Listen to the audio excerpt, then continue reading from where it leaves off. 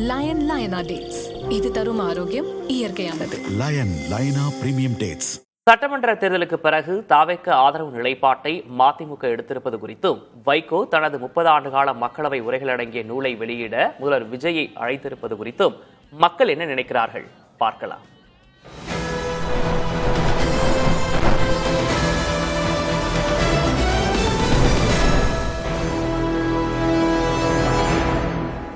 அவர் நேர்மையான மனிதர், ரொம்ப மதிப்புமிக்க மனிதர் தான். ஆனால் அவர் இந்த நேரத்தில் இப்படி ஒரு முடிவை எடுத்திருக்காருன்னா அரசியல் ரீதியாக அதுக்கான பதிலை சொல்லலாம்.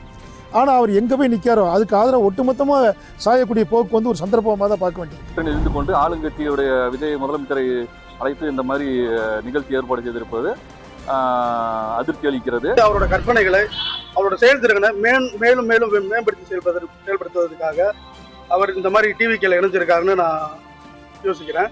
போராட்ட வாழ்க்கையினுடைய தொகுப்பை நூலாக தொகுத்து அதை வெளியிடுவதற்கு தமிழ்நாட்டினுடைய முதலமைச்சர் திரு விஜய் அவர்களை அழைத்து சிறப்பிப்பது என்பது உண்மையிலேயே திரு வைகோ அவர்களுடைய இயலாமையைத்தான் காட்டுகிறது.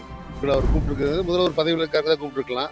அதே நேரத்தில் மற்ற கட்சிகள், இதற்கு முன்னாள் முதல்வர்கள், அவர்களே மற்ற கல்வியாளர்கள், கவிஞர்கள் அவங்களே சேர்த்து எல்லாம் ஒரே மேடையில் இணைச்சி இந்த நூல் வெளியிடுறது இன்னும் சிறப்பாக இருக்குங்கிறதா நம்ம கருத்து. விஜய் அழைத்தது மிகவும் வருத்தத்துக்குரியது, கொள்கைக்கு உடன்பாடு இல்லாத செயல். விஜயின் மேல் அளவு கடந்த அன்பு வைகோவுக்கு வந்திருக்கு.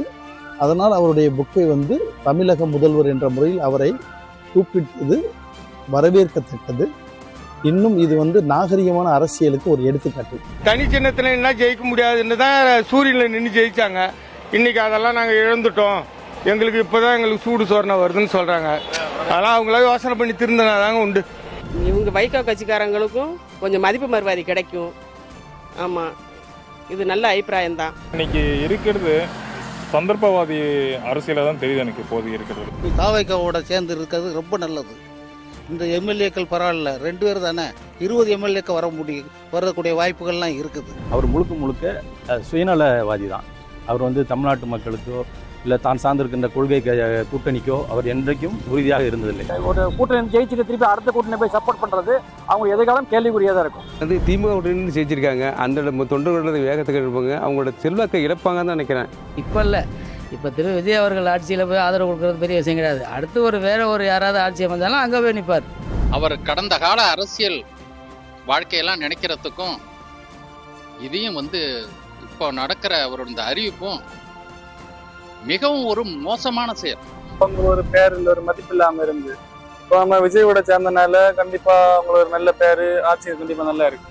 அவர் வயசுக்கும் அவரோட அனுபவத்துக்கும் அரசியல் வாழ்க்கைக்கும் இவர் உகந்ததா இல்லைன்றதுதான் எங்களை மாதிரி ஒரு சாமானியர்களோட கருத்து. இது சமீப காலமாக மாற்றங்கள் மிக கடுமையாக இருக்கிறது. அவர் பொது வாழ்க்கையிலிருந்து விலகி செல்வதுதான் நல்லது. மக்களுக்காக கிடையாது, அவர் சுயலாபத்துக்காக பேசி அவர் கட்சி வளர்க்குறாரோ இல்லையா, அவருடைய இதை வளர்த்திட்டு இருக்காரே தவிர இது மக்களுக்கு எந்த விதத்திலும் நன்மை வராது. திராவிட ஆட்சின்னு சொல்லும் போதெல்லாம் தவி பேசினா வைகோ இன்னைக்கு இப்படி பேச வேண்டிய காரணம் என்னன்னா, அவருக்கு அதிகாரத்தில் இருக்க கூட்டத்தில் தான் இருப்பாரு. 40 ஆண்டு காலம் கட்சியில் இருந்து ஒரு மாணவர்களுக்கு, இளைஞர்களுக்கு, இவங்களுக்கெல்லாம் வழிகாட்டியாக இருக்கணும். இவங்களே வந்து பதவி சுகத்துக்காகவும் பண சுகத்துக்காகவும் இந்த மாதிரி மாறி மாறி போனால் அப்போ எப்படி ஒரு சாதாரண மனிதர்கள் வந்து எப்படி ஒரு நிலையாக நிற்பாங்க?